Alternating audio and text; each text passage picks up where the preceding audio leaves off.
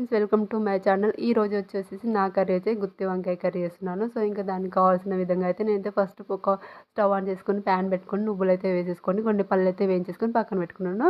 ఈలోపు గిన్నెలో వాటర్ పోసుకొని సాల్ట్ వేసుకొని వంకాయలు నాకు కావాల్సిన విధంగా అయితే కట్ చేసి అందులో వేసేసుకున్నాను.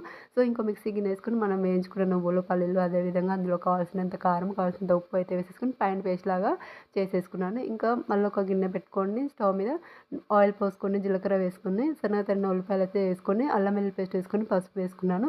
ఇప్పుడు నేను ఈ మెత్తగా రుబ్బిన పేస్ట్ని వంకాయలో స్టఫ్ చేసుకుని వంకాయలన్నీ కూడా ఇందులో వేసేసుకుని కొంచెం సేపు మగ్గిన తర్వాత నేను మిక్సీలోని వాటర్ పోసుకుని తగినంత విధంగా నా గ్రేవీకి కావాల్సిన విధంగా అయితే వాటర్ అయితే పోసేసుకున్నాను. సో ఇంకా కొంచెం మగ్గించిన తర్వాత ధనియాల పొడి గరం మసాలా వేసేసుకొని ఫైనల్గా కొత్తిమీర అయితే వేసేసుకున్నాను. ఇంకా సో ఫైనల్ గుత్తి వంకాయ కర్రీ అయితే రెడీ అయిపోయింది. సో ఎలా ఉందో కామెంట్ చేయండి. అలాగే మన వీడియో నచ్చితే అయితే లైక్ చేయండి. అలాగే మరిన్ని వీడియో కోసం నా ఛానల్ అయితే సబ్స్క్రైబ్ చేసుకోండి. Thanks for watching.